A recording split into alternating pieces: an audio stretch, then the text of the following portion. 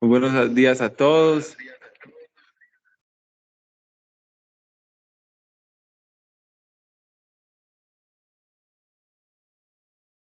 Les damos la bienvenida a la reunión semanal de los viernes. Hoy la doctora Mariana Álvarez nos va a presentar un tema de piso pélvico denominado rol de la aerodinámica en los trastornos del piso pélvico, asesorada por la doctora Jessica Restrepo. Adelante, doctora.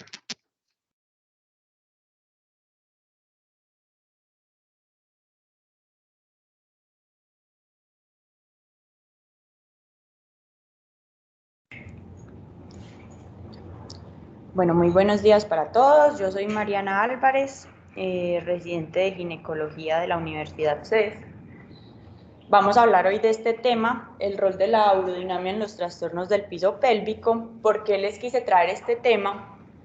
Cuando uno mira los estudios que se han hecho sobre urodinamia en ginecología, sabemos que hasta hace poco tiempo el poder diagnóstico de esta herramienta no había sido cuestionado.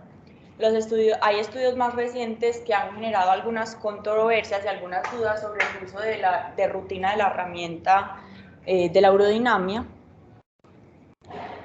ya que se ha visto que el uso de rutina de este método diagnóstico en mujeres con incontinencia urinaria viene en descenso en varios países europeos, principalmente a partir de más o menos 2012-2013, que surgieron algunos estudios que mostraron que no tenía pues como tanta validez. Sin embargo, lo que quiero pues hacer con esta charla es evaluar y mirar realmente entonces cuál es el valor de este estudio.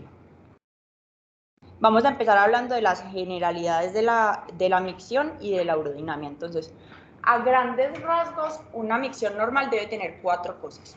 Primero, se debe dar una contracción del detrusor que se debe presentar al mismo tiempo que se da una relajación coordinada del tracto de salida de la vejiga.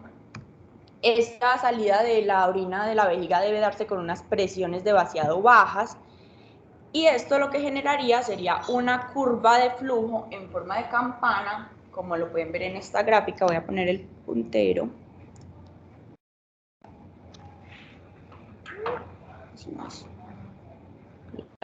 Listo. Entonces, ¿qué es como tal un estudio urodinámico? Un estudio urodinámico es un estudio dinámico tanto del almacenamiento, del vaciamiento y del transporte de la orina. Es a la vez un estudio funcional del tracto urinario inferior a través de varios parámetros fisiológicos que vamos a ver en el transcurso de la charla, y este tiene como objetivo reproducir los síntomas de las pacientes mientras evalúa mediciones precisas para identificar causas subyacentes y procesos fisiopatológicos relacionados a los síntomas de las pacientes. Tiene varios componentes, acá los tenemos, pues que vamos a ir desarrollándolos en el transcurso de la charla. Entonces, uroflujometría, cistometría, estudios de presión flujo, algunas pruebas de función uretral, medición del residuo posmiccional, la videourodinamia y la electromiografía. Entonces, para empezar, los principales componentes de la exploración urodinamica son la flujometría, que es lo que primero se hace, que es lo que evalúa la relación del volumen y el tiempo de una micción espontánea. Principalmente nos sirve para identificar disfunciones del vaciamiento y como tal no tiene ningún valor en la incontinencia urinaria. Posteriormente tenemos la cistometría o cistomanometría, que evalúa la relación del volumen con la presión durante fases de llenado y de vaciado. Entonces se diferencian dos tipos: cistometría de llenado y cistometría de vaciado. Y el estudio de presión flujo, que es como tal la última fase del estudio urodinámico, que lo que hace es evaluar características del vaciamiento, a la vez que monitoriza la presión del detrusor y la uroflujometría. Evalúa principalmente 2 parámetros, que son la contractilidad del detrusor y la resistencia del tracto de salida vesical. Entonces, por eso es que me sirve para identificar obstrucción del tracto de salida o alteraciones en la contractilidad del detrusor.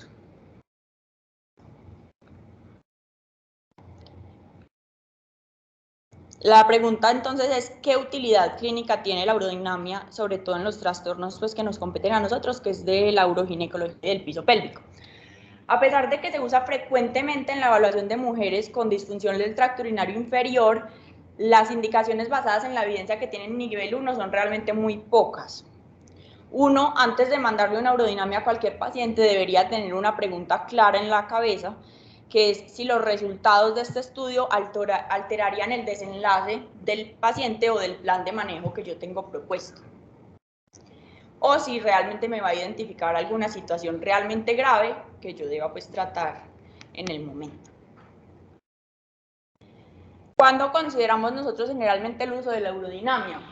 Cuando la necesitamos para hacer un diagnóstico preciso de una enfermedad, cuando tenemos que planear un tratamiento apropiado para cada paciente o cuando se debe determinar el impacto de una enfermedad.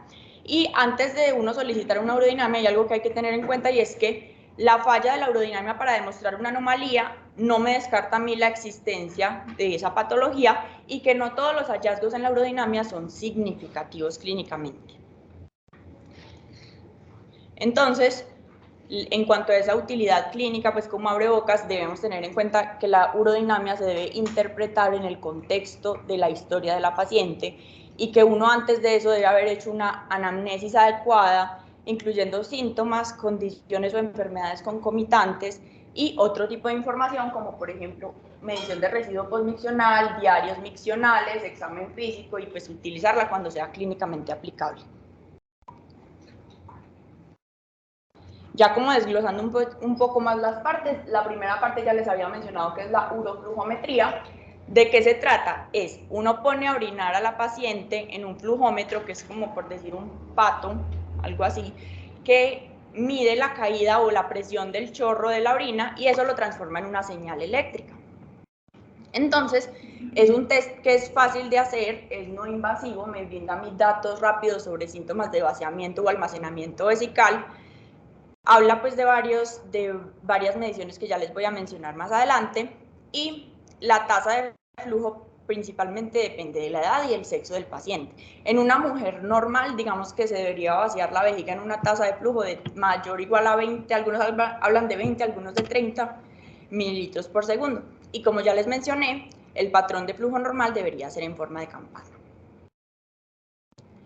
Estos son entonces los patrones que se miden con la urodinamia. El flujo urinario máximo, que es el máximo flujo urinario valorado en mililitros por segundo obtenido durante la micción. El tiempo de la micción, que es todo este tiempo que se toma la paciente en evacuar la vejiga. El flujo promedio es el volumen urinario sobre el tiempo de micción, y el volumen urinario es la cantidad de orina que se elimina totalmente al final de la micción. Debería ser, para que uno pueda hacer pues como un buen estudio de uroflujometría, la paciente debería orinar al menos más de 150 mililitros. Acá les voy a mostrar algunos ejemplos de uroflujometría. En esta gráfica A es una uroflujometría normal, en la que podemos ver que se da un flujo continuo que aumenta rápidamente y llega al punto máximo en el primer tercio del tiempo total del vaciado vesical. En el grupo B es una curva más aplanada, sin embargo no hay interrupción. Lo que se ve en esta es principalmente obstrucción, o sea, pacientes con prolapso más que todo son las que nosotros vemos, que el flujo sale derecho, o sea, no se interrumpe, pero es muy poquito y es muy lento. Y en la C, generalmente es pacientes que tienen alteraciones en la contractilidad vesical, o sea, es un patrón interrumpido. Puede ser, ya dije, alteraciones en la contractilidad, obstrucciones en el vaciado, o cuando las pacientes tienen que hacer esfuerzo o maniobras de valsalva para orinar. Ya habíamos mencionado esto del flujo.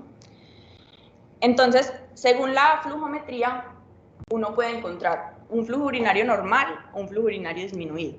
Cuando uno tiene un flujo urinario disminuido, puede sospechar dos cosas. Primero, que haya un proceso obstructivo del tracto urinario bajo, y segundo, que haya una alteración en la contractilidad del detrusor. Si yo solo le hago una uroflujometría a la paciente, no voy a poder diferenciar estas dos cosas. Por eso es que más adelante voy a necesitar hacer estudios de presión-flujo que me van a ayudar a diferenciar las dos alteraciones. ¿Qué pasa en las mujeres? Las mujeres tenemos una uretra corta que genera baja resistencia. Entonces, principalmente las cosas que le generan resistencia a la uretra de una mujer sería la fuerza del músculo detrusor, la resistencia de la uretra y el grado de relajación del esfínter. Sin embargo, puede haber causas de obstrucción que no sean pues como algo fisiológico, que serían En mujeres, cirugías antiincontinencia previa, o sea que la paciente tenga un sling medio uretral, o distorsiones anatómicas significativas, principalmente el prolapso de órganos pélvicos. Les había hablado del residuo posmiccional. El residuo posmiccional no hace como tal parte de la urodinamia, uno lo debería pedir. Es entonces el volumen de orina que queda en la vejiga después de una micción completa. Es patológico, algunos hablan de 10, otros de 20%, cuando supera pues, el 10 al 20% de la capacidad vesical total, o cuando es más de 100 mililitros también se ha, pues como mencionado. Se puede medir por varias formas, por ecografía, por cistoscopia o por cateterismo, e indica generalmente un problema del vaciado de la vejiga, pero tampoco me puede distinguir pues cuál es la causa del problema. La segunda parte de la urodinamia es la cistometría, que como ya les dije puede ser de llenado o de vaciado.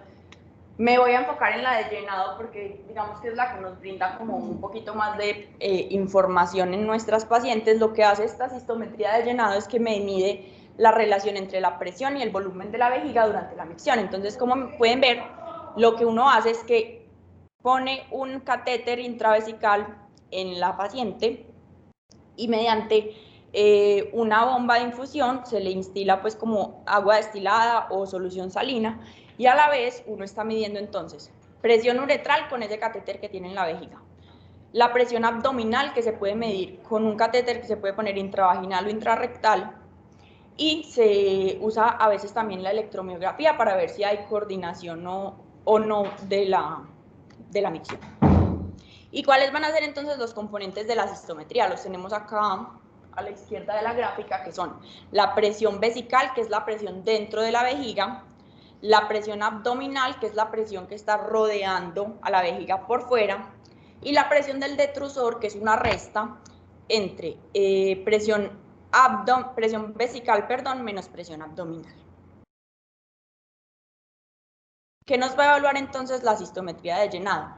Estos son los principales componentes. Entonces, primero, la sensibilidad de la vejiga. ¿Qué son esas cosas que evaluamos en las sensibilidades? Cuando la paciente siente la primera sensación de llenado, cuando tiene el primer deseo miccional, que es cuando siente como esa sensación de que tiene que ir al baño, o cuando tiene un fuerte deseo miccional, que ya es una sensación inminente de que se va a orinar, y si no orina ya, pues ya. Entonces, ¿qué puede detectar uno mediante sensibilidad? La sensibilidad puede estar aumentada, disminuida, ausente o inespecífica, y se va a relacionar con trastornos que vamos a ver más adelante. Otra cosa que me evalúa la cistometría de llenado es la capacidad vesical. La capacidad vesical es el volumen vesical al final de la fase de almacenamiento.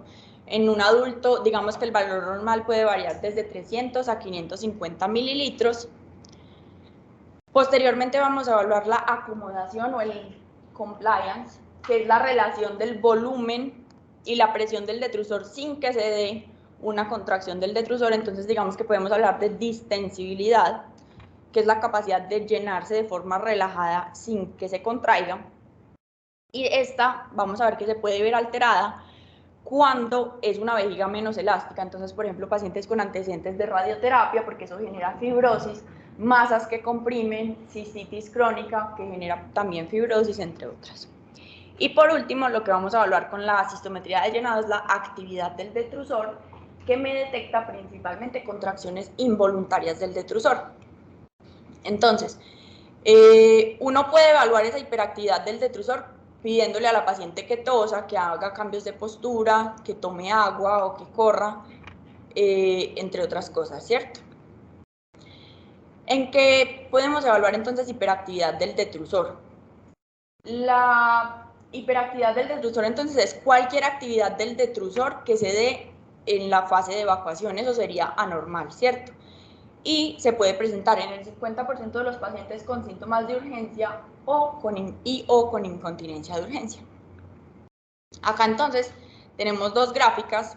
En la gráfica de la derecha, miren que tenemos arriba presión vesical, en el centro presión abdominal y abajo presión del detrusor. Lo que estamos viendo es que en esta paciente hay unas contracciones fásicas del detrusor que son involuntarias, que se dan sin un aumento en la presión abdominal. Esto me hablaría a mí de hiperactividad del detrusor, o sea, la paciente voluntariamente no está haciendo maniobras de Valsalva, no está aumentando la presión abdominal, pero sí se está dando una contracción del detrusor. Esto es lo que me habla a mí de hiperactividad del detrusor. Y en la gráfica de la izquierda, lo que estamos viendo es un aumento sostenido de la presión vesical con un aumento sostenido de la presión del detrusor a medida que se llena la vejiga. Y esto habla de baja compliance o baja acomodación por una vejiga que probablemente esté fibrótica o que tenga muy poca capacidad de distenderse.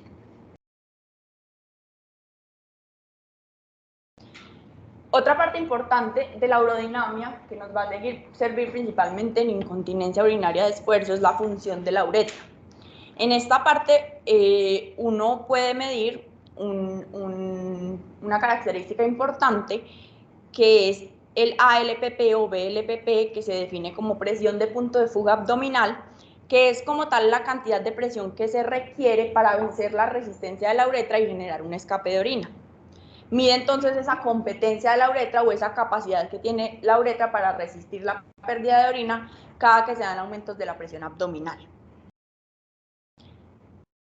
Y uno la puede clasificar en tres cosas. Entonces, cuando uno habla de una ALPP menor de 60, generalmente es una deficiencia intrínseca del esfínter de la uretra, y es a esas pacientes a las que uno principalmente caracteriza como una incontinencia urinaria de esfuerzo. De 60 a 90, digamos que es una zona gris o equívoca, y cuando es mayor de 90 o mayor de 100, se habla de hipermovilidad uretral o de incontinencia urinaria genuina porque hay pérdida del soporte de la uretra. En esta gráfica que tenemos acá, tenemos nuevamente flujo, presión vesical, presión abdominal y presión del detrusor, y lo que vemos es que después de que la paciente hace varias maniobras de Valsalva, ¿por qué son maniobras de Valsalva? Porque miren que está aumentando la presión abdominal. En la última maniobra de Valsalva se da una pérdida de flujo o una pérdida de orina con la maniobra de Valsalva, o sea, se logra perder la resistencia de la uretra y en ese momento se da una fuga de orina. Entonces, como les dije, es aplicable en incontinencia urinaria de esfuerzo. La otra parte de la urodinamia, que digamos que es la parte final, son los estudios de presión-flujo. Entonces, los estudios de presión-flujo me sirven a mí en esas pacientes que mencionamos anteriormente, que tienen síntomas de vaciado o flujo urinario anormal, para ayudar a distinguir cuál es la causa de estos síntomas. Me ayudan a determinar la clasificación funcional completa de los síntomas del tracto urinario inferior y dar pues una evaluación objetiva de la fase de base de la disfunción del tracto urinario, que es capaz de determinar entonces los estudios de presión-flujo. Determinan la cantidad de presión que el paciente genera durante la micción y si requiere o no Valsalva para lograr el vaciado vesical total.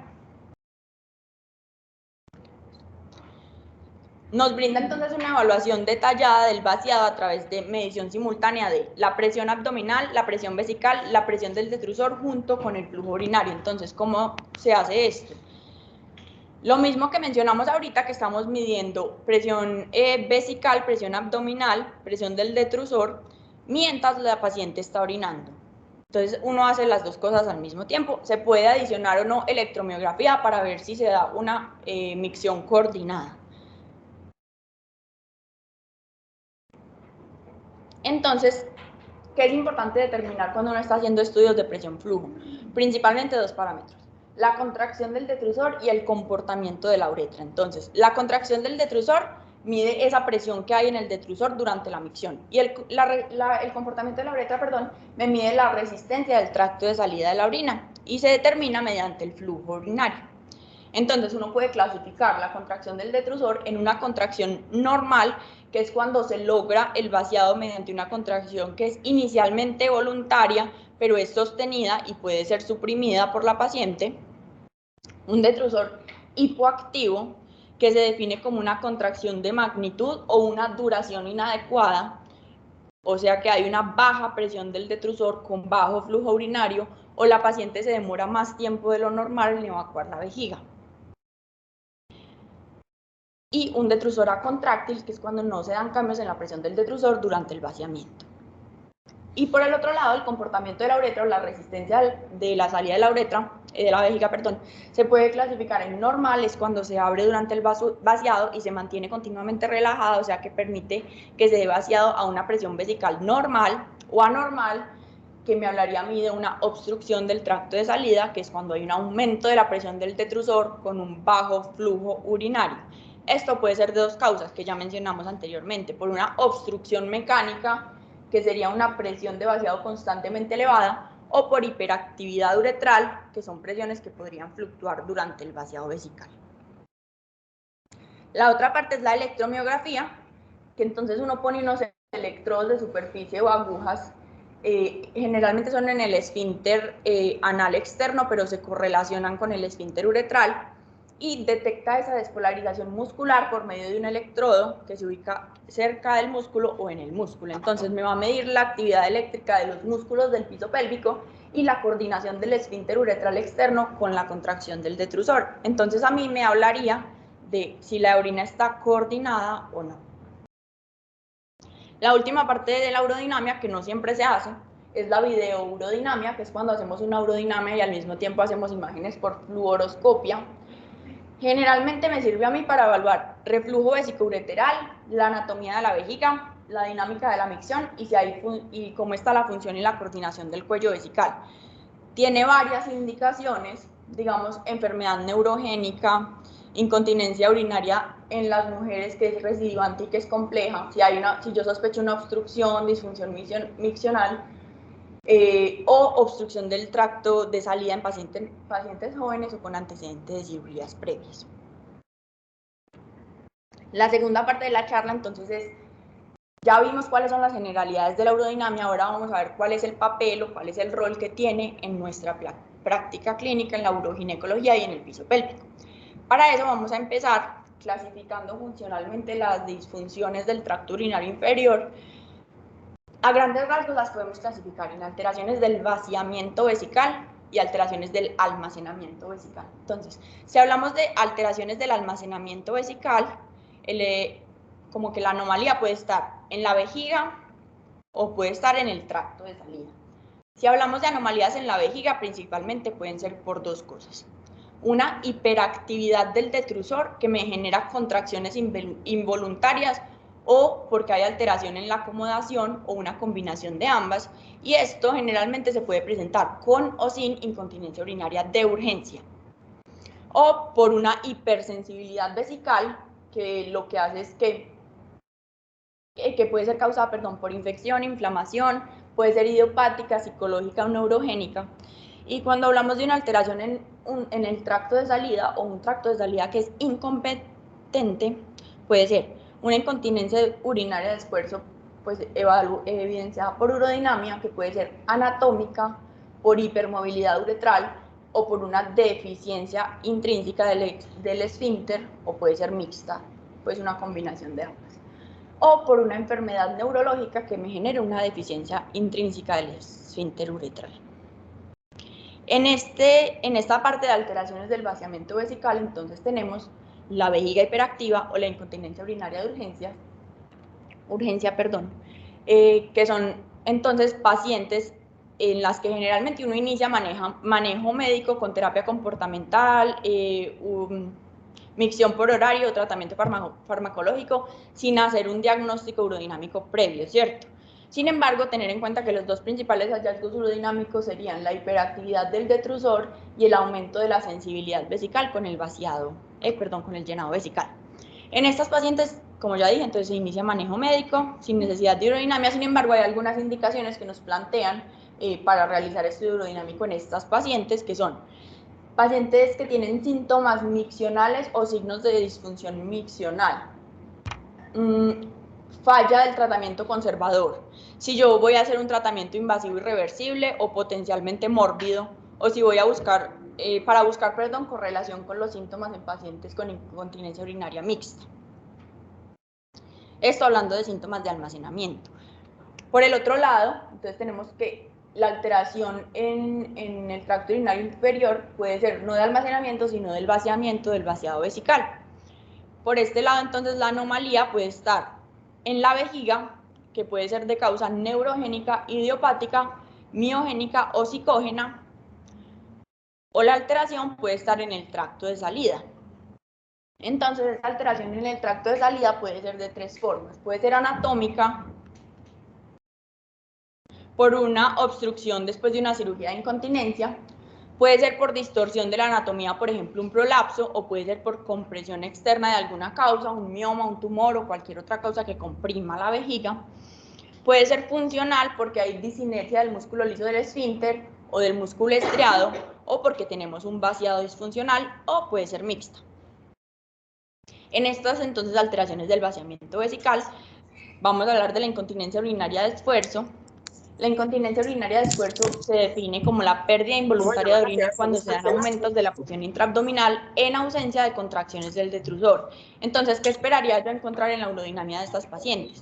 Cuando yo le estoy haciendo sistrom, ya dijimos que la uroflujometría no me sirve para incontinencia, ¿cierto? Entonces, la parte de cistometría de llenado, cuando uno le pide a la paciente que tosa, que haga fuerza o que salte a diferentes volúmenes de orina, pues de que uno va llenando la vejiga, perdón, se produce pérdida de la orina. Entonces, ¿cómo se vería eso en una urodinamia? El rosadito es presión vesical, verde presión abdominal, rojo presión del detrusor, y acá tienen electromiografía. Para que haya, pues para uno detectar que la paciente perdió orina, a uno se lo tienen que reportar en la electromiografía, o sea, es operador dependiente. Ellos tienen que ver, en este momento la paciente perdió orina y ahí lo reportan. Entonces, ¿qué vemos en la gráfica? A medida que la paciente empieza a hacer aumentos de la presión intraabdominal, aumenta la presión vesical, pero no aumenta la presión en el detrusor y se producen pérdidas de orina. Esto es lo que me hablaría a mí de una incontinencia urinaria. ¿Qué otras cosas podemos encontrar entonces en pacientes con incontinencia urinaria de esfuerzo? Si miramos el perfil de presión uretral, que se define como una curva que indica la presión intraluminal a lo largo de la longitud de la uretra, les voy a mostrar en esta grafiquita. Es un test estático secundario que evalúa la competencia del esfínter. Entonces, si la vejiga y la uretra se encuentran en una localización anatómica normal, cuando hay aumentos en la presión intraabdominal, eso generaría también un aumento en la presión uretral y se evitaría que se pierda orina. Sin embargo, cuando esas presiones uretrales son bajas, por alguna distorsión de la anatomía, pues podría generarse pérdida de la orina. Y ya habíamos mencionado otro criterio que se puede mirar en incontinencia de esfuerzo, que es la ALPP, que mide esa evaluación objetiva de la cantidad de presión intraabdominal que yo requiero para vencer la resistencia de la uretra, y generalmente, o en teoría, en pacientes con incontinencia urinaria de esfuerzo, a menor ALPP, o sea, menor de 60, diría uno, es un esfínter uretral que es más débil. La pregunta que uno se hace entonces es si es necesario hacerle urodinamia a todas las pacientes con incontinencia urinaria de esfuerzo antes de iniciarles un tratamiento. Cuando yo les mencioné anteriormente que había estudios que empezaron a salir en el 2012-2013 que hablaban de que la urodinamia no era necesaria para todo el mundo, y a partir de eso se empezó pues como a dejar de usar. Sin embargo, yo quiero pues como que tengamos en cuenta que hay condiciones en las que sí es muy importante hacer la urodinamia, y eso es lo que vamos a ver. Entonces, primero tenemos un estudio que salió en el 2013, que fue una revisión sistemática de 99 estudios, o sea, casi 80.000 pacientes. Ellos evaluaron el tratamiento no quirúrgico de incontinencia urinaria de esfuerzo en mujeres y encontraron que había evidencia insuficiente para soportar la habilidad de la urodinamia para predecir desenlaces en el manejo no quirúrgico de la incontinencia urinaria de esfuerzo. Posteriormente, y este es el estudio, digamos, más importante porque a partir de ahí se empezaron a desarrollar muchas guías clínicas, fue el VALUE Trial, que fue un estudio controlado aleatorizado que salió en el 2012, en el que se incluyeron 630 pacientes y tenía como objetivo comparar a las pacientes que antes de una cirugía antiincontinencia se les hizo urodinamia más evaluación clínica, o a las que simplemente se les hizo evaluación clínica. ¿Cuál fue ese desenlace primario? El éxito del tratamiento a los 12 meses, que definieron como una reducción de mayor o igual al 70% de los scores de percepción de mejoría de los síntomas. Estos criterios de inclusión y de exclusión son importantes porque posteriormente, según estos criterios, es que vamos a definir a quién se le hace o no urodinamia. Entonces, miren que ellos, quiero que se concentren más que todo en los criterios de exclusión. No incluyeron en su estudio pacientes que tuvieran cirugía antiincontinencia previa, que tuvieran antecedente de irradiación pélvica, cirugía pélvica en los últimos 3 meses o pacientes que tuvieran prolapso anterior o apical que fuera más de 1 centímetro distal al himen. Entonces, como ya les dije, a partir de esos estudios se empezaron a realizar conclusiones y a tomar decisiones en varias sociedades de urología y hidrodinamia. ¿Y qué concluyó ese estudio? Que no había inferioridad en los desenlaces de las cirugías en esas pacientes a las que se les hacía urodinamia con evaluación clínica versus a las que se les hacía evaluación clínica sola. Entonces, ¿cómo es como la calidad de la evidencia de ese estudio? Tener en cuenta que ese estudio solamente aplicaba para casos no complicados de incontinencia urinaria de esfuerzo porque excluyeron a todas las pacientes complicadas, como vamos a ver ahorita. Pacientes con ALPP baja, prolapso de órganos pélvicos, cirugía previa fallida, disfunción en el vaciamiento. Y que es muy importante, es que esas pacientes complicadas son la mayoría de pacientes que llegan a una práctica de uroginecología. Entonces estábamos tomando decisiones a partir de una población estudiada muy selectiva que no es la mayoría de nuestras pacientes. Es por eso que en el 2020 surgió un consenso de expertos que se hizo en 6 países en Europa y se publicó en la Sociedad Europea de Urología, Asociación Europea de Urología, perdón, en el cual concluyeron varias cosas importantes. Primero, que esos ensayos clínicos iniciales excluyeron los casos complicados a pesar de que fueran la gran mayoría de nuestras pacientes. Que hay muchas otras fuentes de evidencia que sugieren que en esos casos complicados de urodinamia la urodinamia puede proporcionar información valiosa para clarificar diagnóstico, tomar decisiones clínicas y aconsejar a la paciente sobre cuál es como la conducta apropiada para ella. A mayor información que uno obtenga sobre la paciente, probablemente mayor será la oportunidad de brindarle un beneficio clínico. Entonces, ¿qué nos dicen las guías como tal? Primero, hablando de esa Asociación Europea de Urología, ellos entonces hablan de que la urodinamia prequirúrgica, aunque en varios estudios no ha demostrado que haga diferencia en las tasas de cura y complicación, en las recomendaciones que ellos hablan es de no hacerla en incontinencia urinaria de esfuerzo no complicada o en síntomas de vejiga hiperactiva no complicada. Cuando tenemos síntomas de incontinencia urinaria de esfuerzo complicada, sí estaría indicado realizarla, como vamos a ver. Entonces, la Sociedad Americana de Urología también nos habla de cosas parecidas. Ellos dicen, ellos diferencian como las recomendaciones en cosas que se podrían hacer y cosas que se deberían hacer.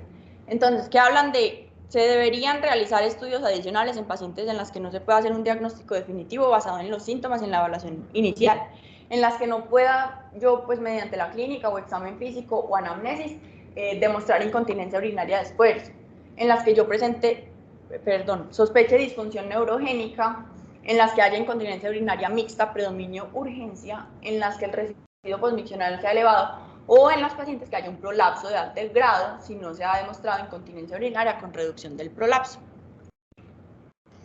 Esto es como lo que lo resume, que fue una publicación de la COG o del Colegio Americano de Ginecología y la Sociedad Americana de Uroginecología, y es que ellos nos van a separar en la incontinencia urinaria de esfuerzo, en incontinencia urinaria de esfuerzo no complicada, en incontinencia urinaria de esfuerzo complicada. ¿Qué dicen ellos? En esa incontinencia urinaria de esfuerzo no complicada, la urodinamia prequirúrgica como tal no es necesaria antes de planear una cirugía antiincontinencia, porque esos resultados de ensayos clínicos aleatorizados muestran que los desenlaces a un año después de una cirugía de sling mediouretral fueron iguales para quienes tuvieron pues una evaluación básica solo con la clínica y no con la urodinamia. Y en las pacientes con incontinencia urinaria de esfuerzo complicada, que son esas que tienen síntomas de urgencia, vaciamiento incompleto, asociada a retención urinaria crónica, en pacientes con infección del tracto urinario recurrente, que tienen antecedentes de cirugías pélvicas o antiincontinencia, que tienen síntomas de vaciamiento, enfermedades neurológicas, diabetes mal controlada o demencia, pacientes que tienen prolapsos de alto grado o en las que el residuo postmiccional está elevado, estaría entonces indicado, o son pacientes que se benefician de urodinamia e incluso de otros estudios diagnósticos antes de hacer un tratamiento, especialmente si el tratamiento va a ser quirúrgico. Sin embargo, se deja pues como a juicio clínico definir la necesidad de test adicionales prequirúrgicos después de realizar una evaluación básica de estas pacientes. Otra cosa que nos compete a nosotros son las pacientes que tienen prolapso de órganos pélvicos. ¿Qué pasa en estas pacientes? En estas pacientes uno puede encontrar varias cosas asociadas al prolapso. Puede encontrar una incontinencia urinaria oculta que se define como el desarrollo de incontinencia urinaria de esfuerzo después de que se reduce el prolapso, ya sea manualmente o por una cirugía de incontinencia, una cirugía de corrección del prolapso. O también se puede encontrar en pacientes con prolapso genital, síntomas de vejiga hiperactiva, principalmente en esas pacientes que tienen un prolapso del compartimento anterior, porque como se distienden los receptores de estiramiento del urotelio, se genera pues como esas contracciones del detrusor, o porque hay obstrucción de la uretra que causa también contracciones del detrusor. Esos síntomas usualmente resuelven después de la corrección quirúrgica del prolapso. Sin embargo, cuando es persistente, uno podría hablar que la condición de base, pues ya la paciente tiene una hiperactividad del detrusor, ¿cierto? Entonces uno dice, yo entonces le tengo que hacer urodinamia prequirúrgica a todas las pacientes que voy a llevar a cirugía de prolapso, teniendo pues como en cuenta el riesgo de esa incontinencia urinaria oculta después de la cirugía.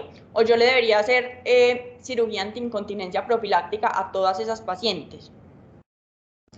¿Qué pasa?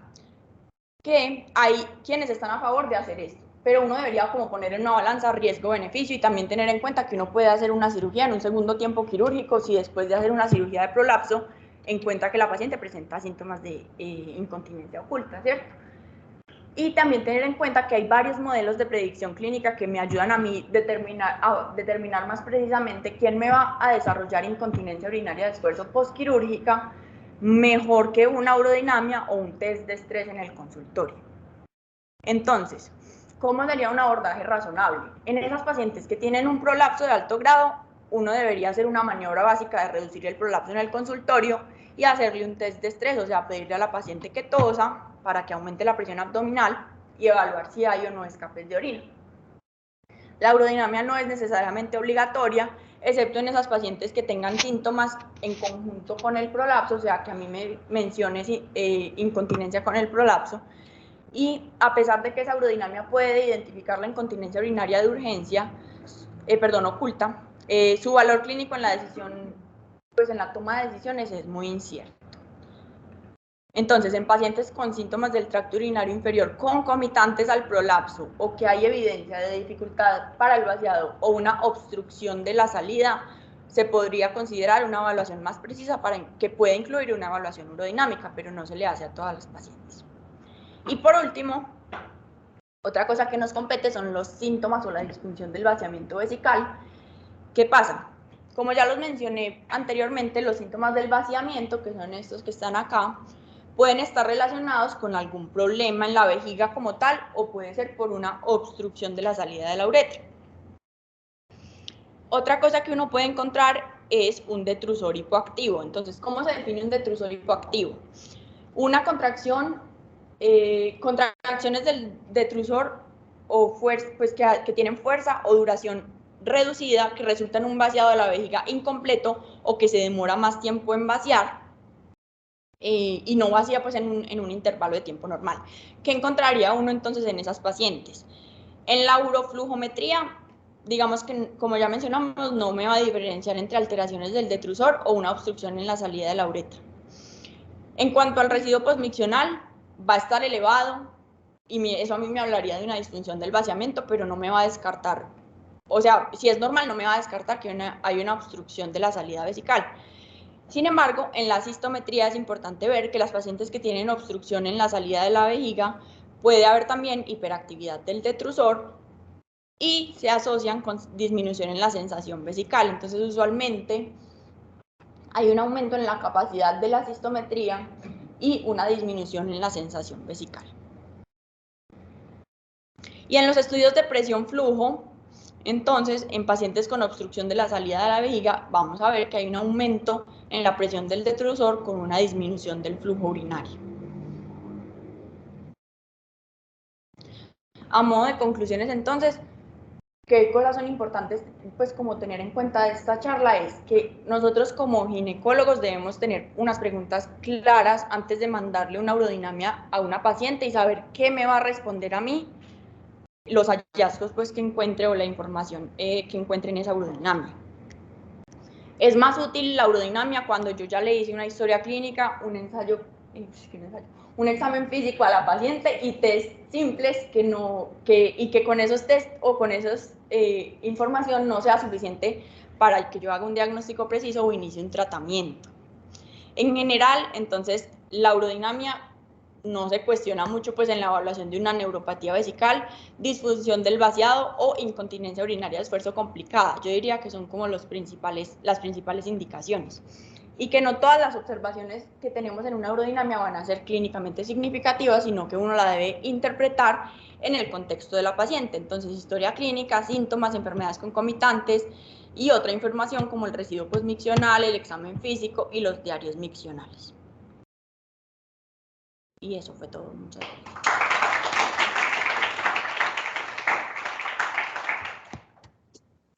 Muchas gracias, doctora Mariana. Muy buena presentación. Vamos a darle ahora la palabra a los que están virtuales, a ver si alguno de los participantes desea o realizar una pregunta o hacer alguna intervención, alguna observación a la charla.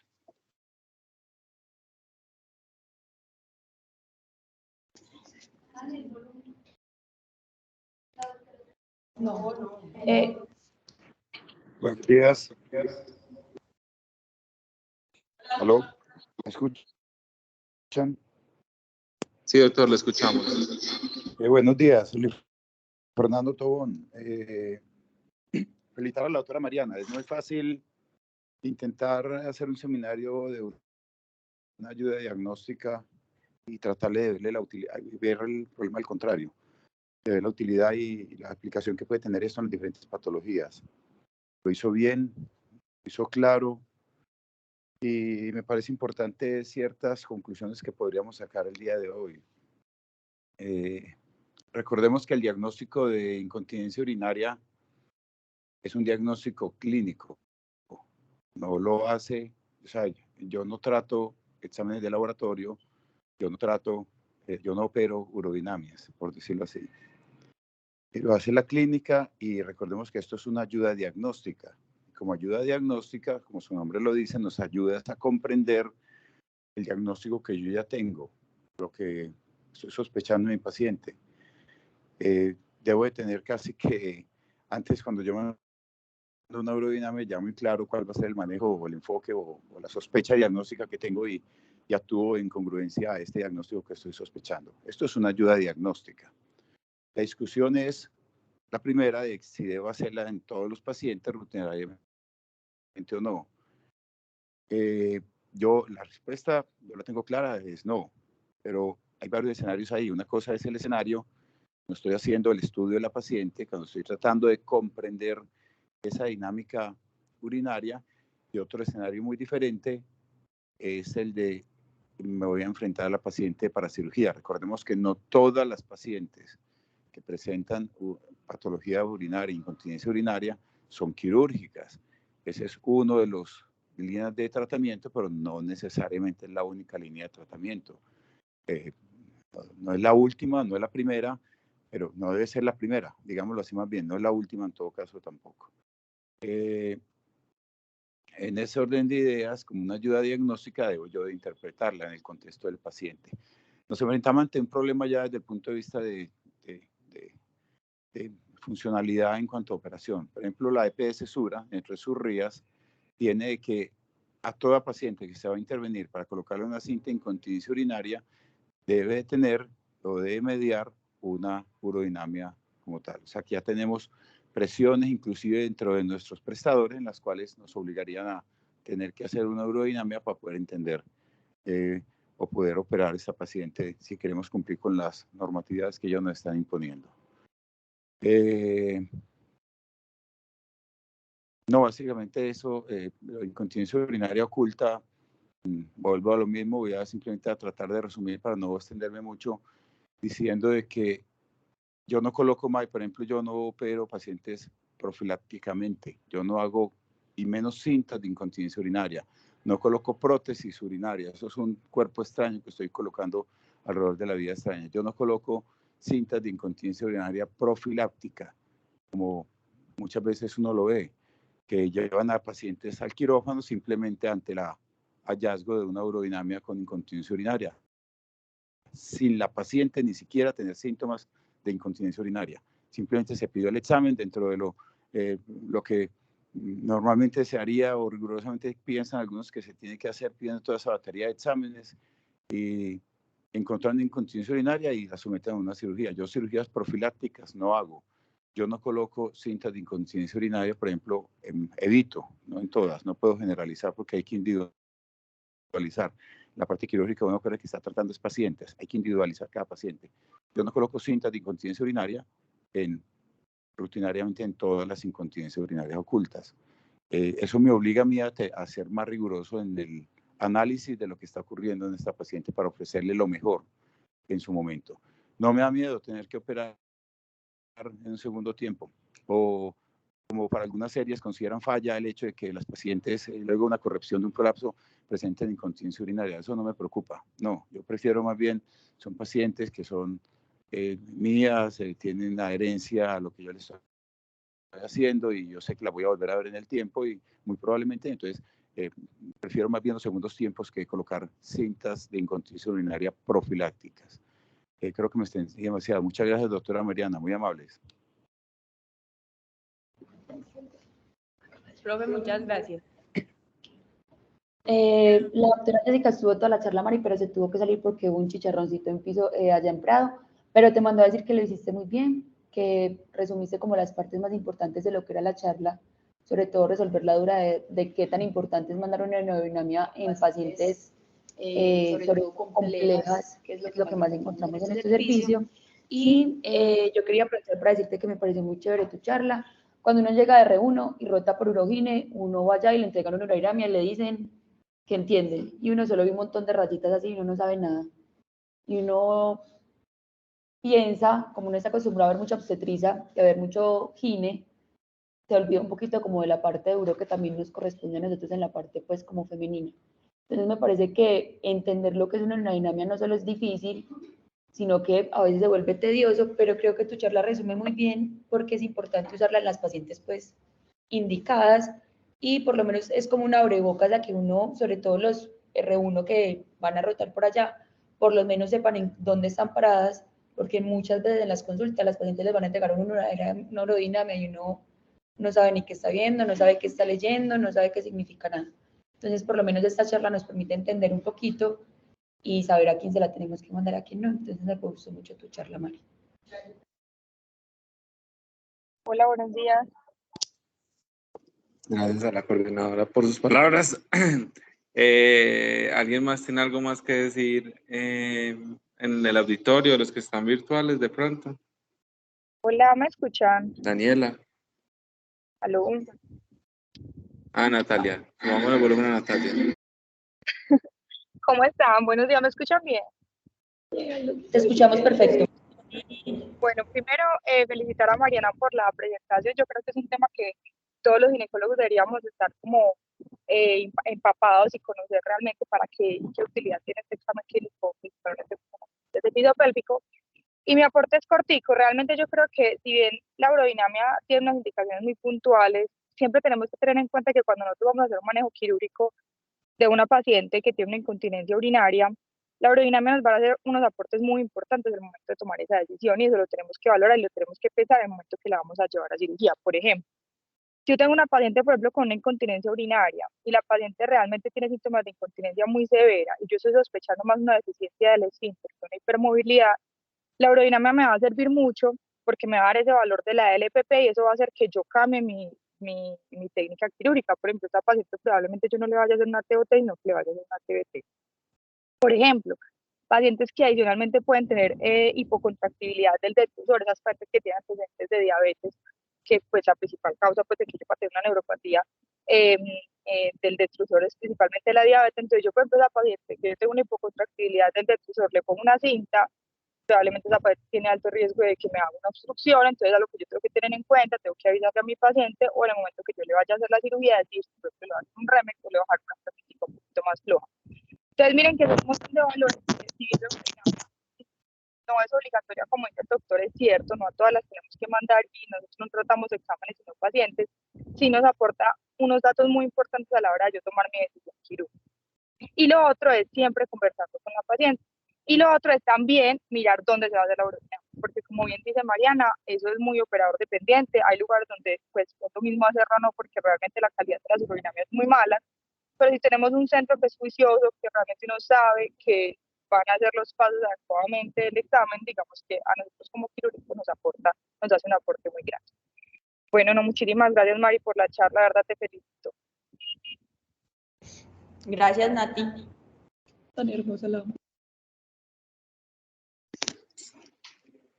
¿Alguien más tiene algún otro comentario dentro del auditorio? Daniela. Bueno. Daniela, por favor. Adelante. Nada, muchas gracias a todos. Mari, muchas gracias por la presentación. A mí me gustó mucho, incluso iba a hablar pues antes de que Aleja hablara, pero apoyo pues lo que ella dice y lo que Nati dice. Nos sirve a todos, como Mari lo dijo, inicialmente el tratamiento es médico, cualquiera puede iniciar un tratamiento de cualquier incontinencia o cualquier alteración que tenga la paciente y saber en qué momento se necesita remitir y si se va a remitir, si necesita o no la urodinamia para que ya llegue pues con los exámenes completos. Gracias.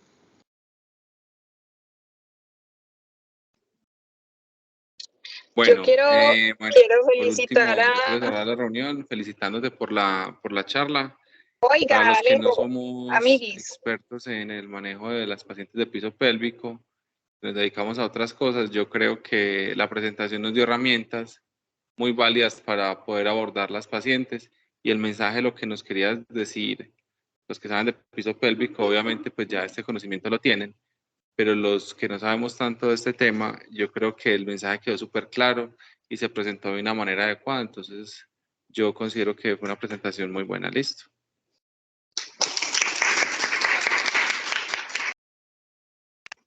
Muchas gracias a todos los asistentes. Que tengan un feliz día.